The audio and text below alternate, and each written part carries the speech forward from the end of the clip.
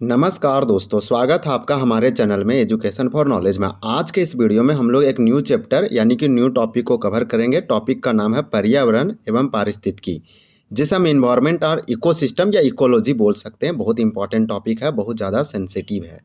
ये आज के समय में आप किसी भी एग्ज़ाम दीजिए, स्टेट पीसीएस लेवल का दीजिए या फिर आप बैंकिंग, एसएससी, रेलवे या झारखंड स्पेसिफिक या बिहार स्पेसिफिक, ये टॉपिक जो है से बहुत मोस्ट इंपॉर्टेंट है। हर एग्ज़ाम के सिलेबस में मेंशन रहता है और यहाँ से क्वेश्चन पूछा जाता है। ये परीक्षा योद्धा का बुक है, सिमांगन पब्लिकेशन का, आप ज़रूर देखिए, सारे पीवाईक्यू है। तो इसे टॉपिक वाइज कंप्लीट कर रहे हैं। अगर आप 1 से 3 तक नहीं देखें तो ज़रूर देखिए, उसको मस्ट कंप्लीट कीजिए और वीडियो को वॉच कीजिए। इस प्रकार से आज हमारा चैप्टर हम लोग 4 में पहुँचे हैं, पर्यावरण और पारिस्थितिकी।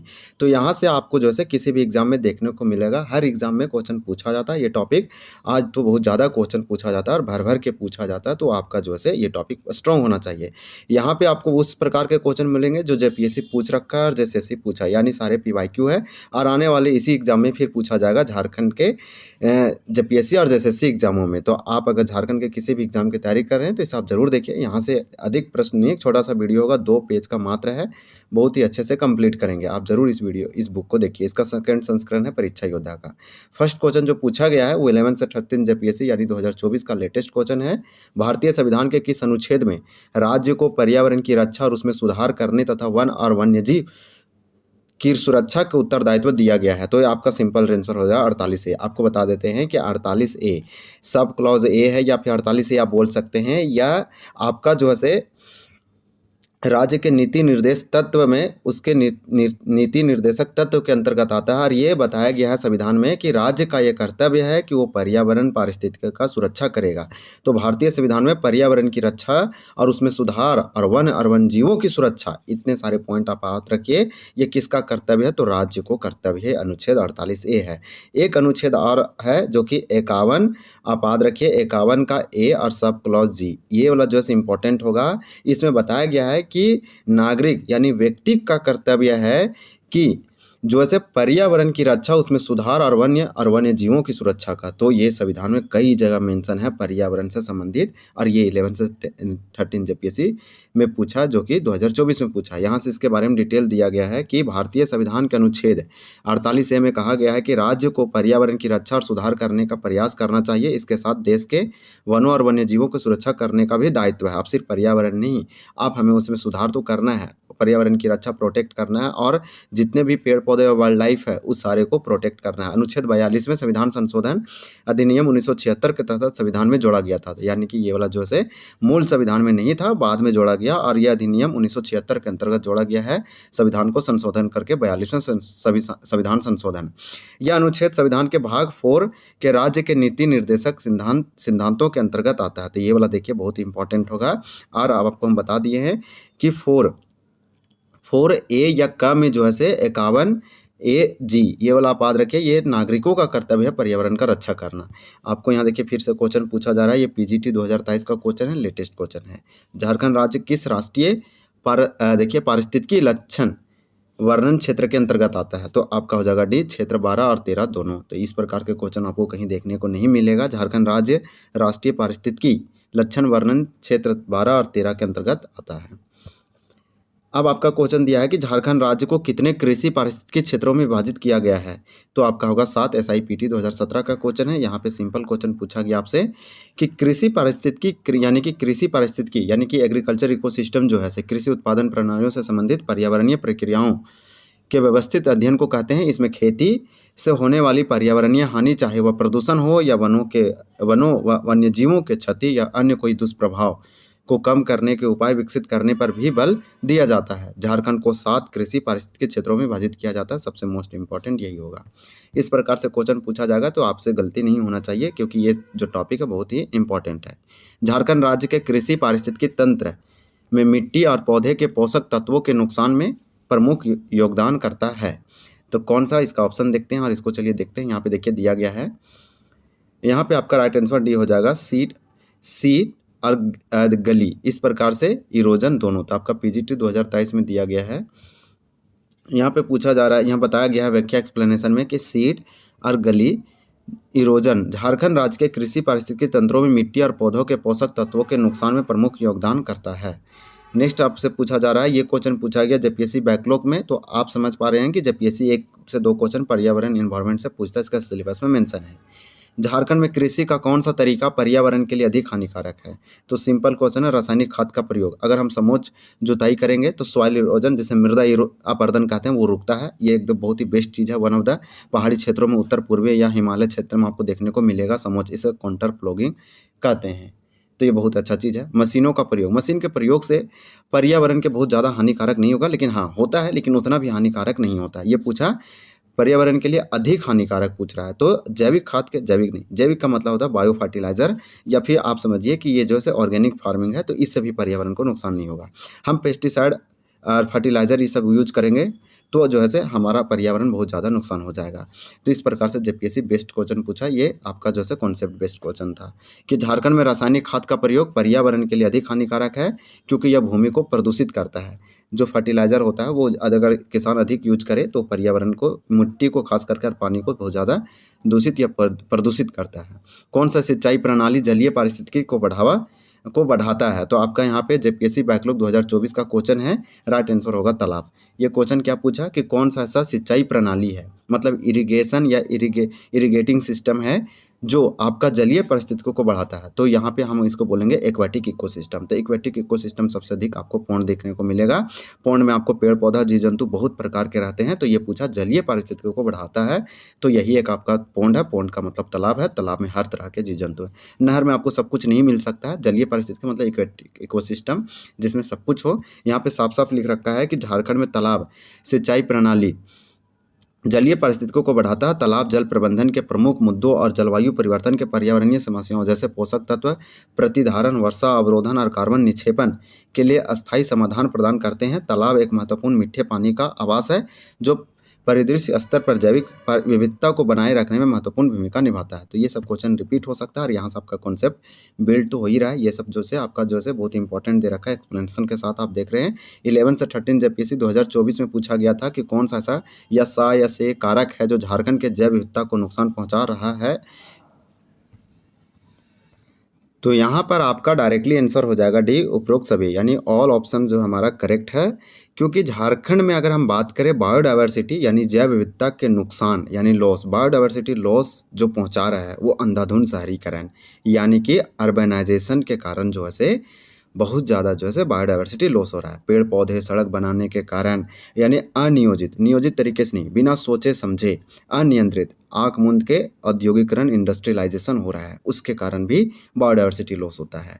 पेड़ों को काटना, फिर उसके प्रकार से आप समझिए कि प्रदूषण फैलाना, बढ़ती जनसंख्या और घटते वन घट रहा है तो जैव विविधता का नुकसान तो होगा, पेड़ पौधे जीव जंतु का नुकसान होगा, सूक्ष्म जीवों का नुकसान होगा, और बढ़ती जनसंख्या यानी कि आबादी बढ़ेगा तो जैव विविधता पर जो है उसको तो नुकसान पहुंचेगा ही पहुंचेगा। तो सारे जो है नेगेटिव टर्म था, इसलिए आपका राइट आंसर डी होगा। क्यों? इस वर्ड में लोग फंस सकते हैं, टर्म को आपको समझना पड़ेगा। अंधाधुंध शहरीकरण का मतलब होता है कि आप जो है बहुत ही ज़्यादा शहरीकरण कर रहे हैं, अर्बनाइजेशन, सिर्फ चारों तरफ शहर, तो पेड़ पौधा कहाँ बचेंगे, आपको तो काट को ही तो फैलाना पड़ेगा। तो इस प्रकार से आपको समझना पड़ेगा कि ये वाला आप समझ जाएंगे।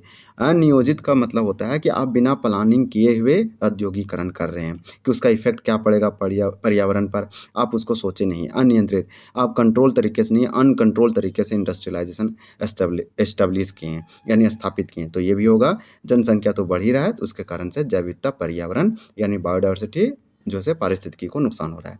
बहुत अच्छा क्वेश्चन था, बहुत इजी क्वेश्चन था जेपीएससी का। नेक्स्ट देखिए, इसके बारे में यहाँ दे रखा है कि झारखंड में अगर हम जैव विविधता यानी बायोडायवर्सिटी के नुकसान, लॉस पहुँचाने वाले कारकों में बात करें तो अर्बनाइजेशन है, इंडस्ट्रियलाइजेशन है एंड पॉपुलेशन है, एक्सप्लोजिव पॉपुलेशन, इस तरह से समझ सकते हैं। और वन जो है घटते वन प्रमुख है। जैव विविधता को बढ़ावा देने के लिए झारखंड में लगभग 4000 से ज़्यादा जैव विविधता प्रबंधन कमेटी का गठन स्थानीय स्तर पर किया गया है। जैव विविधता एक्ट 2002 के तहत, तो देखिए बायोडायवर्सिटी एक्ट बनाया गया था 2002 में केंद्र सरकार के द्वारा। इसी के अंतर्गत राज्य में जैव विविधता बोर्ड का भी गठन किया गया है और इसी के अंतर्गत राष्ट्रीय विविधता बोर्ड यानी कि राष्ट्रीय जैव विविधता बोर्ड का भी गठन किया गया है। ये राज्य लेवल पर काम करता है, जबकि राष्ट्रीय जैव विविधता नेशनल लेवल पर काम करता है। ये जैव विविधता एक्ट जो है बहुत इंपॉर्टेंट है, कानून है जैव विविधता के संरक्षण के लिए, इसको बढ़ावा देने के लिए। तो इस प्रकार से आप इसको समझिए, बहुत इंपॉर्टेंट है। हालांकि जितने भी ये कारण दिया है ना, ये सिर्फ झारखंड के कारण नहीं है, जैव विविधता के लॉस का प्रमुख कारण है पूरे वर्ल्ड में या फिर पूरे भारत में, आप समझिए। देखिए क्वेश्चन पूछा गया है कि वनस्पतियों और जीवों के आक्रमण विदेशी प्रजातियां झारखंड के किस क्षेत्र के लिए खतरा है। ये जेपीएससी बैकलॉग 2024 में पूछा। तो आपको इस प्रकार से इस टॉपिक का महत्व समझ में आ रहा होगा। वनस्पतियों का मतलब होता है वेजिटेशन या पेड़ पौधा, जिसे हम क्या बोलते हैं तो फ्लोरा बोलते हैं। जीवों की आक्रमण विदेशी प्रजातियां, जीवों की मतलब कि वनस्पति जो है इसका विदेशी फॉरेन साइड से या कहीं और से आया जो कि विदेशी है, और ये प्रजाति जो है आक्रमण है, मतलब कि रीजनल के लिए, स्थानीय के लिए अच्छा नहीं है। इस प्रकार से झारखंड के किस क्षेत्र के लिए खतरा है, तो यहाँ ऑप्शन दिया गया था डी, यानी कि पारिस्थितिकी, इकोसिस्टम, पर्यावरण, इकोलॉजी के लिए खतरा है, स्वास्थ्य के लिए खतरा है और इकोनॉमी, अर्थव्यवस्था के लिए खतरा है। जेपीएससी में पूछा था, इसका आंसर सभी होगा, क्योंकि जब हम किसी क्षेत्र है, एक समझिए क्षेत्र है, इस क्षेत्र में ऑलरेडी भालू वगैरह बहुत सारे जीव जंतु थे, अगर हम बाहर से लाएंगे और यहाँ पे उसको डालेंगे तो यहाँ का जो रिसोर्स है, संसाधन है, उसमें कंपटीशन बढ़ेगा। अगर ये ताकतवर रहा तो यहाँ की आबादी को घटा देगा और अपना पॉपुलेशन बढ़ाएगा। तो इस प्रकार से आप समझ पा रहे होंगे कि वनस्पतियों और जीवों का जो आक्रमण विदेशी प्रजातियां हैं वो झारखंड के लिए खतरा है। किस किस क्षेत्र में खतरा है, यहाँ पे ऑप्शन दिया गया था। इस प्रकार से देखिए, आक्रमण विदेशी प्रजातियां गैर देशी जीव हैं जिनमें पौधे, जानवर, रोगजनक अन्य शामिल हैं, जिन्हें उनके प्राकृतिक आवास से बाहर लाया गया, जिनसे आर्थिक, पर्यावरणीय, स्वास्थ्य संबंधी जोखिम उत्पन्न होते हैं। आक्रमण विदेशी प्रजातियां की झारखंड में तेजी से बोल रहा है कि वृद्धि झारखंड की अर्थव्यवस्था, पारिस्थितिकी और स्वास्थ्य के लिए खतरा माना जाता है।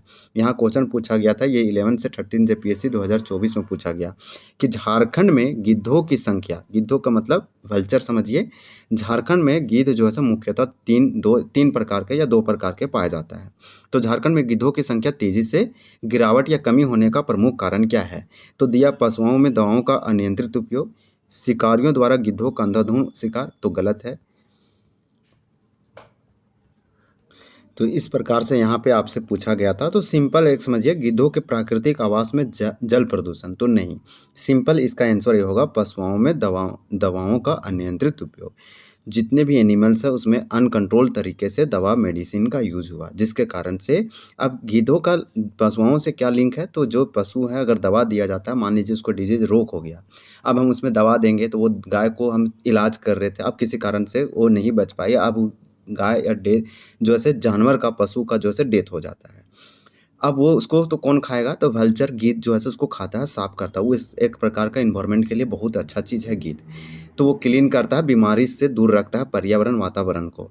अब जो है वो जो दवा था वो तो पशु के चला गया उसके शरीर में, अब वो दवा उससे जो है उस पशु से चला जाएगा गिद्ध में, और गिद्ध की मृत्यु होगा, उसके लगातार संख्या खत्म होगा। तो ये इंडेंजर्ड, अभी खतरा में, संकटग्रस्त है, जो है विलुप्त होने के कगार पर, मोस्ट इम्पोर्टेंट है। तो इस प्रकार से आप दवा का नाम याद रख सकते हैं, डाइक्लोफेनेक था, उस दवा को जो है चेंज किया गया। इसके बारे में एक्सप्लेनेशन दिया होगा, चलिए देखते हैं एक्सप्लेनेशन में क्या दिया गया है। इसके बारे में जब पढ़ेंगे तो आप भूलेंगे नहीं। यहाँ डाइक्लोफेनेक दवा के बारे में दिया गया, इस दवा के चेंज करके सरकार ने प्रतिबंध कर दिया है। झारखंड में गिद्धों की संख्या तेजी से कमी होने के कई कारण हैं। पशुओं में दवाओं का अनियंत्रित उपयोग प्रमुख था सबसे, और इसी को लेकर जेपीएससी क्वेश्चन पूछा।